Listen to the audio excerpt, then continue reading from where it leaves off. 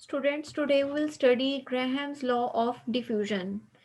इस लॉ को अंडरस्टैंड करने से पहले हमें ये पता होना चाहिए कि डिफ्यूजन क्या होती है।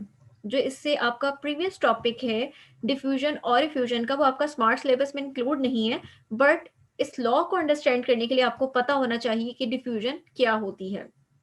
तो डिफ्यूजन आपके पास क्या होती है, जस्ट मैं आपको इसका कॉन्सेप्ट दे रही हूँ ताकि आप लॉ को अंडरस्टैंड कर सकें। डिफ्यूजन आपके पास होती है spontaneous intermingling of molecules of one gas with another at a given temperature and pressure is called diffusion. मैं आपको इस फिगर की हेल्प से एक्सप्लेन करती हूँ। फॉर एग्जाम्पल, आपके पास यहाँ पर ऑक्सीजन गैस मौजूद है इस कंटेनर में, और यहाँ पर आपके पास नाइट्रोजन डाइऑक्साइड मौजूद है। अगर आप ये जो बीच में आपको ये जो एक बैरियर सा दिखाई दे रहा है, अगर आप इसको रिमूव कर दें तो क्या होगा? फौरी तौर पर ऑक्सीजन के मॉलिक्यूल्स क्या आएंगे, वो मूव करेंगे उस जगह पर जहां पर उनकी कंसंट्रेशन क्या है, कम है। यानी कि मॉलिक्यूल यहाँ ज्यादा है, ये वाले मॉलिक्यूल्स क्या करेंगे, ऑक्सीजन वाले फौरी तौर पर यहाँ पर आएंगे, ये सारे यहाँ आएंगे। और ये जो नाइट्रोजन डाइऑक्साइड के मॉलिक्यूल्स हैं, अगर आप इनकी बात करें तो ये मॉलिक्यूल्स क्या करेंगे, ये मॉलिक्यूल्स जो हैं ये यहाँ से इस साइड पर ऑक्सीजन वाली साइड पे मूव करेंगे। और ये तब तक करते जाएंगे जब ये बिल्कुल इनके, जैसे अगर आपको यहाँ पर इस मिक्सचर में दिखाई दे रहा है, अब आपको हर तरफ, यानी अगर आप इस कॉर्नर की भी बात कर लें तो यहाँ पे भी आपको नाइट्रोजन डाइऑक्साइड और ऑक्सीजन दिखाई दे रही है, इधर भी दिखाई दे रही है। यानी जब तक जितनी स्पेस अवेलेबल है वो उसमें मिक्सअप नहीं हो जाएंगे तब तक डिफ्यूजन होती रहेगी। तो ये इंटरमिक्सिंग क्या कहलाती है? डिफ्यूजन कहलाती है। कॉमन एग्जाम्पल, अगर आप रूम में किसी परफ्यूम की बॉटल को ओपन करते हैं, तो आपने अगर किसी रूम के एक कॉर्नर में भी अगर उसको ओपन किया है तो क्या होगा, उसके मॉलिक्यूल्स फौरन उस बॉटल से जो है वो डिफ्यूज करेंगे और उस पूरे कमरे के अंदर आपको उसकी फ्रेग्रेंस जो है वो फील होगी। तो फ्रेग्रेंस किस वजह से होती है? Due to the diffusion. ठीक है, अब हम स्टार्ट करते हैं अपने टॉपिक को, ग्रेहम्स लॉ ऑफ डिफ्यूजन को। उसको समझने के लिए आपको इसका कॉन्सेप्ट होना जरूरी था। तो अब हम मूव करते हैं अपने टॉपिक की तरफ।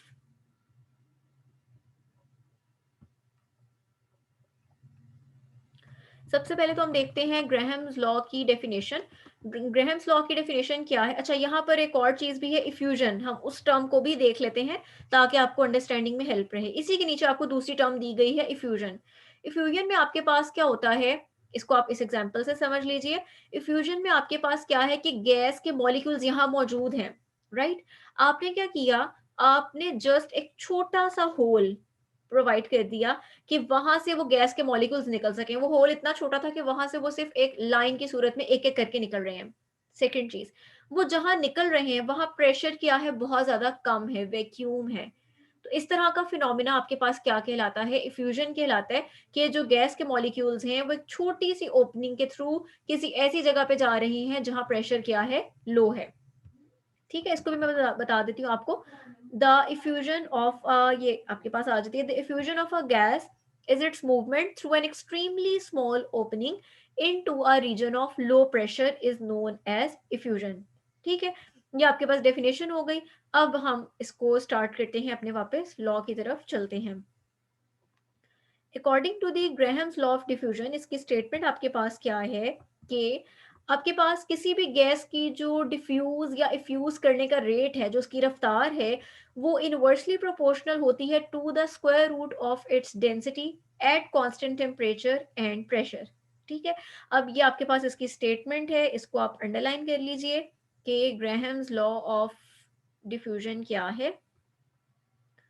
ठीक है, ये मैंने इस तरह से हाईलाइट कर दिया। आप इसको कहाँ से बताएंगे? यहाँ से।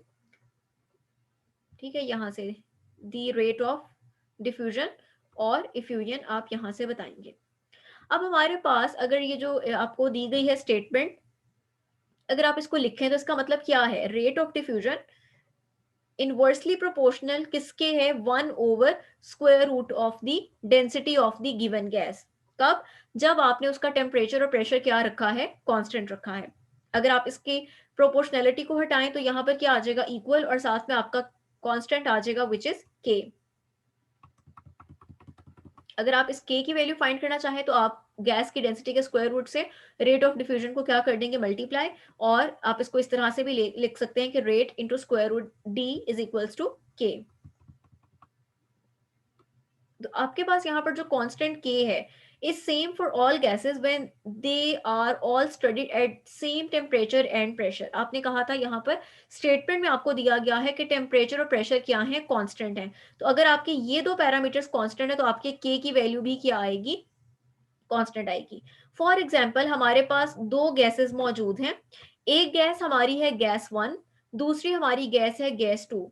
गैस वन जो है उसका रेट ऑफ डिफ्यूजन है आर वन, गैस टू का जो रेट ऑफ डिफ्यूजन है उसको हम रिप्रेजेंट कर रहे हैं आर टू से।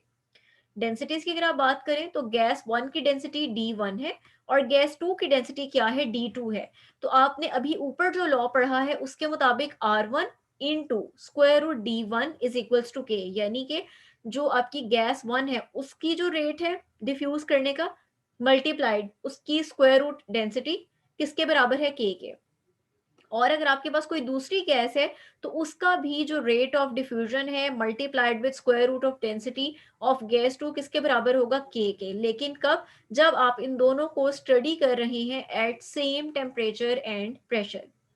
अगर आप इन दोनों इक्वेशंस को डिवाइड कर दें और रीअरेंज करें, ठीक है, डिवाइड करें और रीअरेंज करें तो आपके पास ये एक्सप्रेशन आ जाता है R1/R2 is equals to square root D2/D1।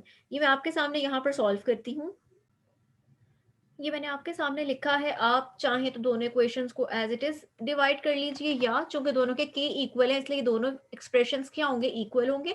आप इनको इस तरह से लिख लीजिए, एक तरफ आप R1/R2 को अलग कर लीजिए और दूसरी तरफ क्या है, स्क्वायर रूट D2। ये यहाँ पर जाके क्या हो जाएगा, D1। यानी एक तरफ आप रेट्स को लिख लीजिए और एक तरफ आप क्या लिख लीजिए, डेंसिटीज को लिख लीजिए। इसका मतलब क्या है, अगर आप देखें तो R1 की जो रेट है वो उसी की जो गैस की डेंसिटी है उसके क्या है, इनवर्स है। अगर आप R2 की बात करें तो वो इसके क्या है, यानी इसकी डेंसिटी की बात करें तो इसके क्या है, इनवर्स है। अब आपके पास क्या है, since the density of a given gas is directly proportional to its molecular mass. हमने पीछे आइडियल गैस इक्वेशन से जब डेंसिटी का एक्सप्रेशन निकाला था तो वहां पर हमने देखा था कि हमारे पास डेंसिटी और मॉलिक्यूलर मास क्या है, आपस में डायरेक्टली प्रोपोर्शनल है। तो हम क्या कर सकते हैं, हम इस D की जगह पर गैस का मॉलिक्यूलर मास यानी M भी सब्स्टिट्यूट कर सकते हैं। यानी D2 सेकेंड गैस की डेंसिटी थी तो उसकी जगह पर उसका मॉलिक्यूलर मास M आ सकता है। D1 फर्स्ट गैस की डेंसिटी थी तो उसकी जगह पर उसका मॉलिक्यूलर मास M1 आ सकता है। M1 और M2 क्या है, हमारी गैसेस के मोलर मैसेज हैं। अब हम इस सारी चीज को जो हमने अभी तक लॉ पढ़ा है उसको हम अंडरस्टैंड करते हैं एक एक्सपेरिमेंट की हेल्प से। तो आपके पास इसकी हेडिंग दी गई है, डिमॉन्स्ट्रेशन ऑफ ग्रेहम्स लॉ। इसको हम देखते हैं। अच्छा, यहाँ से एक आपके पास बात सामने जो आई, कंक्लूड क्या करें आप, वो ये कि आपके पास अगर आप गैस वन की बात करें, दोनों तरह से यहाँ से भी देख लेते हैं और इससे भी, आप इस एक्सप्रेशन से क्या कंक्लूड कर रहे हैं, ये कंक्लूड कर रहे हैं कि आपके पास R1 और D1 इनवर्स हैं। तो इसका मतलब क्या है कि जितनी गैस की डेंसिटी कम होगी उतना उसका रेट ऑफ डिफ्यूजन क्या होगा, ज्यादा होगा। हल्की गैस है, ठीक है, तो उसका रेट क्या होगी, रफ्तार क्या होगी, ज्यादा होगी। अगर गैस की डेंसिटी ज्यादा होती है, भारी गैस है, तो फिर उसकी रेट ऑफ डिफ्यूजन क्या होगा, कम होगा। इनवर्स रिलेशन है। सिमिलरली ये एक्सप्रेशन क्या बता रहे हैं, अगर आपके पास गैस का मोलर मास ज्यादा है तो उसका रेट ऑफ डिफ्यूजन क्या होगा, कम। अगर उसका मोलर मास कम है तो रेट ऑफ डिफ्यूजन क्या होगा, ज्यादा। यही चीज अब हमने देखनी है इस एक्सपेरिमेंट की हेल्प से। यहाँ पर आपके पास जो है एक ग्लास, ये शीशे की ट्यूब दी गई है जिसमें हमने दो गैसेस जो है वो एंटर कर रहे हैं। एक साइड से जो है हम HCl गैसियस फॉर्म में डाल रहे हैं, दूसरी साइड से हम क्या डाल रहे हैं, अमोनिया। अब हम ये ऑब्जर्व कर रहे हैं कि ऐसा नहीं कि वो दोनों यहाँ इस पॉइंट पे जाके मिले, बल्कि हमारे पास क्या है कि वो जो दोनों गैसेस जिस पॉइंट पे जाके मिल रही हैं, प्रोडक्ट दे रही हैं, वो पॉइंट हमारे पास तकरीबन यहाँ कहीं लाई कर है, ठीक है। और इस पॉइंट पर आपके पास क्या हो गया, इन दोनों के कॉम्बिनेशन से NH4Cl अमोनियम क्लोराइड बन गया। अब हमारे पास क्या होता है कि कौन सी गैस ने कितना डिस्टेंस ट्रेवल किया। हमारे पास जो HCl है उसने जो डिस्टेंस ट्रेवल किया इस ट्यूब के अंदर वो आपको दिया गया है 40.5 सेंटीमीटर, और अमोनिया गैस ने जो डिस्टेंस ट्रेवल किया वो कितना दिया गया है, 59.5 सेंटीमीटर। अब जो मैंने आपको भी ऊपर लॉजिक, वो जो एक रीजन बताई है या एक जो हमने कंक्लूड किया उस फॉर्मूले से, वो क्या था, वो ये था, देखें, हमने वहाँ ये कंक्लूड किया था कि जो कम डेंस होगी या जिसका मॉलिक्यूलर मास कम होगा वो क्या करेगी, ज़्यादा रेट होगा, ज़्यादा फासला तय करेगी, ज़्यादा स्पीड से जाएगी। अब आप देखें, आपके पास यहाँ इसकी वैल्यू है 59.5 सेंटीमीटर और इसकी है 40.5। इसका मतलब है कि जिसकी रफ्तार ज़्यादा थी उसी ने ज़्यादा फासला तय किया। इट मीन्स कि उस गैस का मोलर मास क्या होगा, कम। या आप दूसरे अल्फाज में कहेंगे कि उसकी डेंसिटी क्या होगी, कम होगी। अब हम इसी चीज़ को पहले तो इस तरह से देखते हैं कि आपके पास जो R है NH3 अमोनिया, उसकी जो आपको डिस्टेंस ट्रेवल दिया गया है वो है 59.5 और HCl को जो आपको दिया गया है दैट इज 40.5। ये आपने क्या लिखी है इनके मोलर मैसेज। मोलर मैसेज कैसे कैलकुलेट करते हैं हमने चैप्टर 1 में देखा था। आपके पास HCl का मोलर मैस आ जाएगा 36.5 और इसका आ जाएगा 17। अगर आप इसको सॉल्व करें तो आपके पास इसकी दोनों साइड इक्वेशन की इक्वल आ जाती है। इट मीन्स कि आपका लॉ वेरीफाई हो गया है। बट स्टिल कॉन्सेप्ट क्या था जो मैं आपको समझाना चाह रही थी, वो ये था कि अगर आप अमोनिया की बात करें तो इसका मोलर मास क्या है 17, यानी इसका मोलर मास कम था। तो अमोनिया का जो रेट ऑफ डिफ्यूजन था वो क्या था, ज्यादा था। मींस कि आपकी जो स्टेटमेंट थी कि दी गई गैस जो है उसका जो रेट ऑफ डिफ्यूजन है वो इनवर्सली प्रोपोर्शनल होता है दी गई गैस की स्क्वायर रूट ऑफ डेंसिटी के या square root of its molar mass के। ज़ाहिर बात है उसका मास अगर कम है तो उसकी डेंसिटी भी क्या होगी, कम होगी।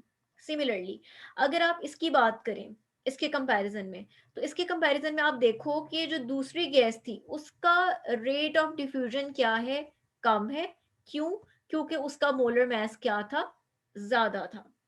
ठीक है, तो ये हमारे पास क्या है, ये हमारे पास है ग्राहम्स लॉ ऑफ डिफ्यूजन, जिसके लिए आपको डिफ्यूजन का कॉन्सेप्ट पता होना जरूरी है।